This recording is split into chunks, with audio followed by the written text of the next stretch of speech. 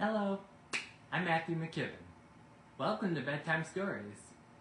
It's probably been a while or something after my previous bedtime story that I gave you all. So today I'm back with another video, and the bedtime story I'm going to read to you all is The Lorax by Dr. Seuss.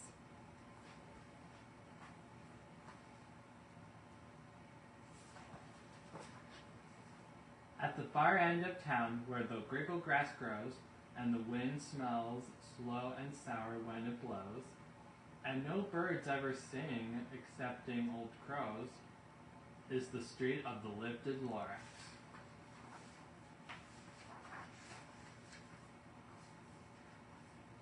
And deep in the grickle grass, some people say, if you look deep enough, you can still see today, where the Lorax once stood, just as long as it could before somebody lifted the Lorax away.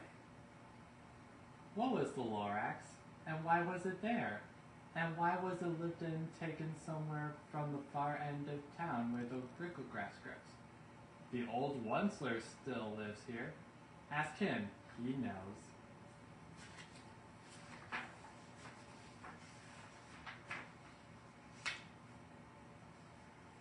You won't see the Onceler, don't knock at his door. He stays in his lurkin on top of his store. He lurks in his lurkin, cold under the roof, where he makes his own clothes out of muffered moof. And on special dank midnights in August, he peeks out of the shutters, and sometimes he speaks and tells how the Lorax was lifted away. He'll tell you, perhaps, if you're willing to pay.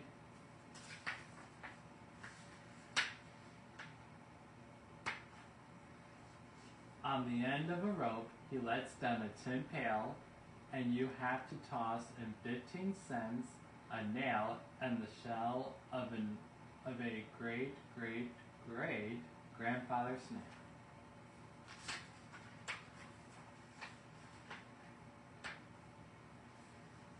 Then he pulls up the pail, makes a most careful count to see if you paid him the proper amount. Then he hides what you paid him away in his snub, his secret strange hole in his gruffless glove.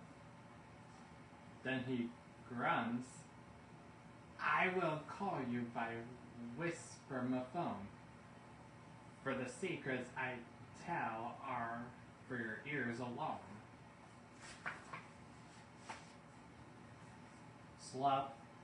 Down slops the whisper-ma-phone to your ear, and the old Onceler's whispers are not very clear, since they have to come down through a snug-gilly hose, and he sounds as if he had smallish bees up his nose. Now I'll tell you, he says, with his teeth sounding gray, how the Lorax got lifted and taken away. It all started way back such a long time ago.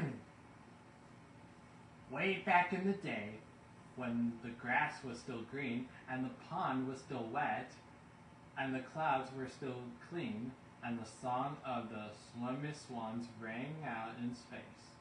One morning I came to this glorious place, and I first saw the trees, the truffula trees, the bright-colored tufts of the truffula trees, mile after mile in the fresh morning breeze.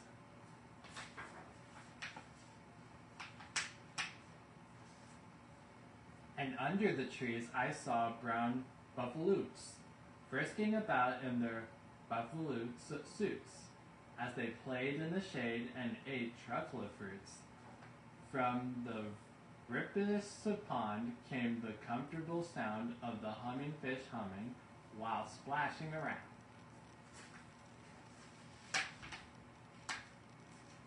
But those truffula trees, all my life I've been searching for trees such as these. The touch of their touch was much softer than silk, and they had the sweet smell of fresh butterfly milk. I felt a great leaping of joy in my heart. I knew just what I'd do. I unloaded my cart. In no time at all, I had built a small shop. Then I chopped down a truffle tree with one chop. And with great skillful skill, and with great speedy speed, I took the soft tuft and I knitted a theme.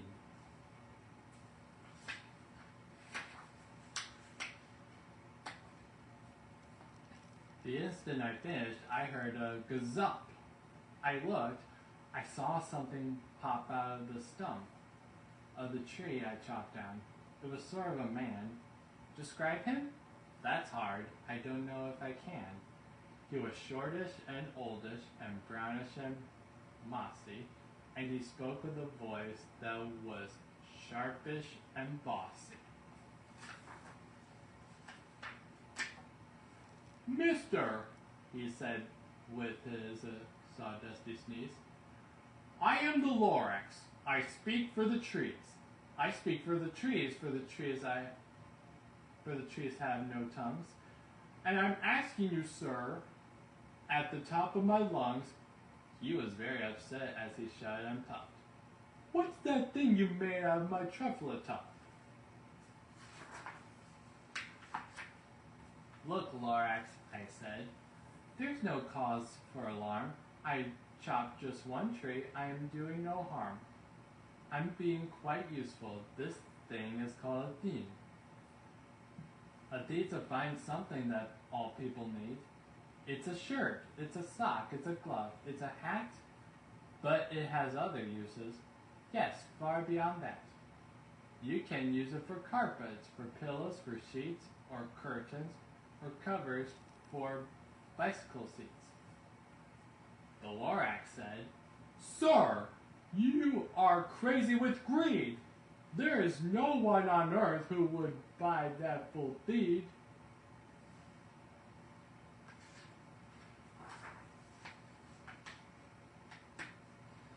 But the very next minute I proved he was wrong, for just at that minute a champ came along, and he thought that the bead I had knitted was great. He happily bought it for $3.98. I laughed at the Lorax. You poor stupid guy, you never can tell what some people will buy.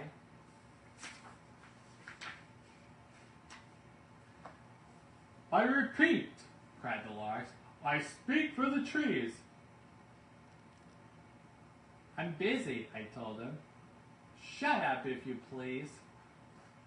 I brushed across the room, and in no time at all built a radio phone. I put in a quick call. I called on my brothers and uncles and aunts, and I said, listen here. Here's a wonderful chance for the whole Wensler family to get mighty rich. Get over here fast.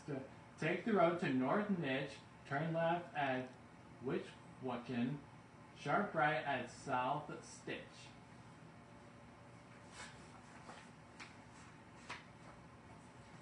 And in no time at all, in the factory I built, the whole Wensler family was working full tilt. We were all knitting beads, just as busy as bees, to the sound of the chopping of truffle trees. Then, oh baby oh, how my business did grow. Now chopping one tree at a time was too slow, so I quickly invented my super axe hacker, which whacked off 4 truffle trees at one schmacker. We were making these 4 times as fast as before, and the Lorax, he didn't show up anymore.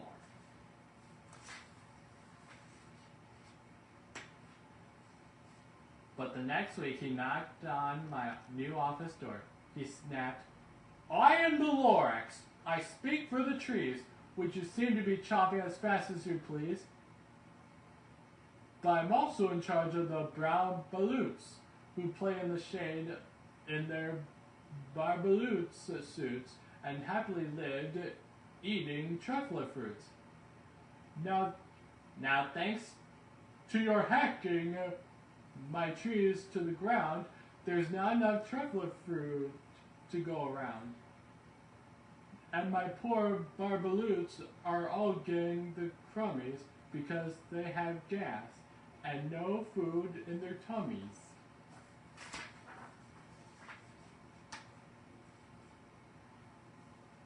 They loved living here, but I can't let them stay. They'll have to find food, and I hope that they may. Good luck, boys, he cried, and he sent them away. I, the Onceler, felt sad as I watched them all go, but business is business, and business must grow, regardless of crummies and tummies, you know.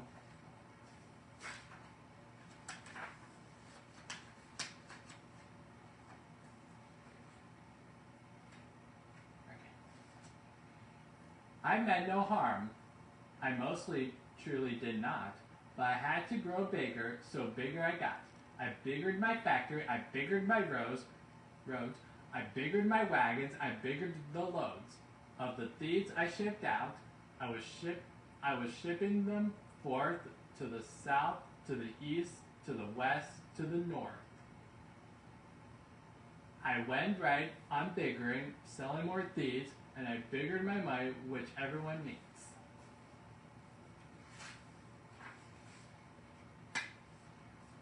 Then again, he came back. I was fixing some pipes when that old nauseous Lorax came back with more gripes.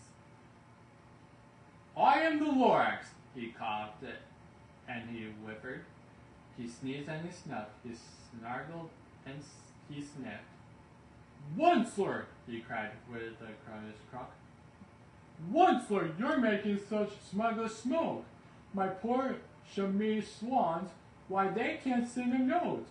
No one can sing who has smog in his throat. And so, said the Lorax, please pardon my cough, they can't live here. So I'm sending them off. Where will they go? I don't hopefully know. They may have to fly for a month or a year to escape from the smug you smugged up around here. What's more? Snapped the Lorax. His danger was up. Let me say a few words about Grippy Glop. Your machinery chugs on day and night without stop, making gluppery glop also schmucky slop. And what do you do with this leftover goo? I'll show you, you dirty old Onceler man, you. You're gulping the pond where the humming fish hum. No more can they hum, for their gills are all gum. So I'm sending them off. Oh, their future is dreary. They'll walk on their fins and get woefully weary, in search of some water that isn't so smeary.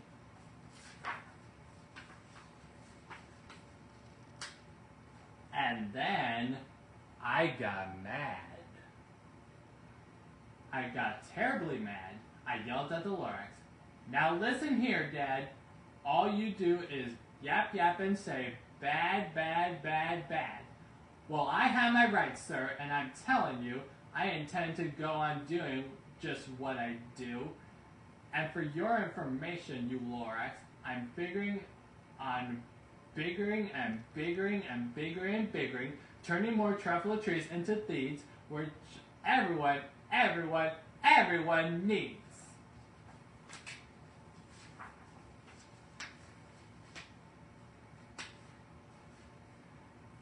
And at that very moment, we heard a loud whack.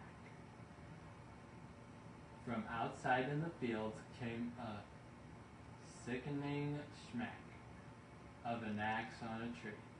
Then we heard the tall tree fall, the very last truffle tree of them all.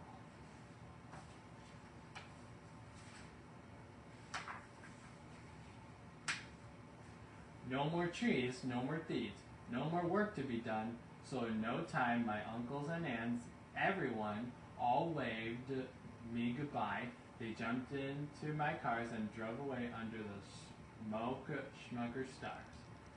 Now all that was left beneath the bad-smelling sky was my big empty factory, the Lorax, and I.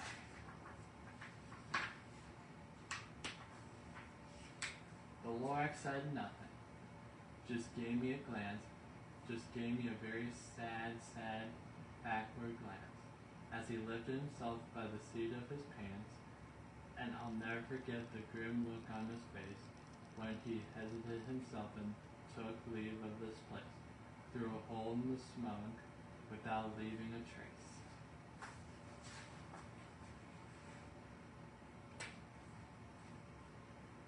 And all that Lorax left here is this mess, was a small pile of rocks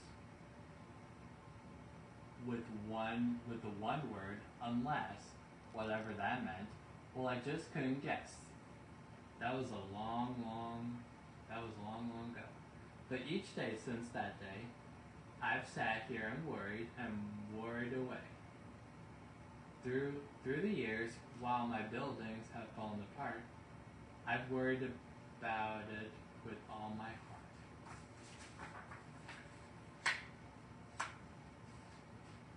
But now, said the Onceler, now that you're here, the word of the Lorax seems perfectly clear. Unless someone like you cares a whole awful lot, nothing is going to get better. It's not.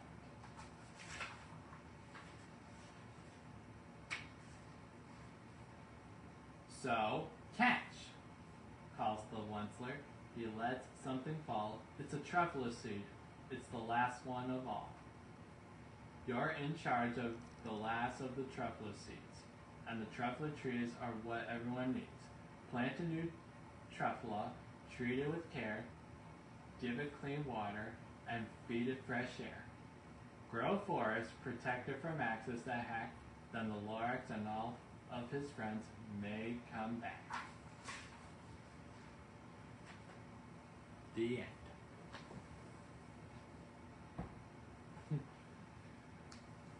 I bet the Onceler learned about the lesson at the end. Well, I'm not sure if he did, but let's just hope so. In the movie version with Ed Helms and Danny DeVito, the Lorax actually made a return when there were little truffle trees all around his tall house.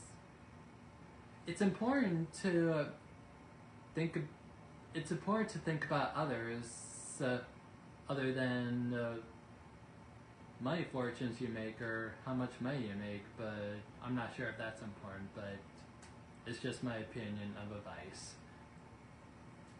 Besides, the Lorax love the truffle trees very much, and that kind of makes me happy to understand that. The Lorax had so many friends around the forest of truffle trees, and they were so colorful in the book and the movies that were based on the book. Besides, when you write stories, you can make believe anything, and when you dream, you can make believe anything too. So, I hope you all have a good night, and hope to see you next time.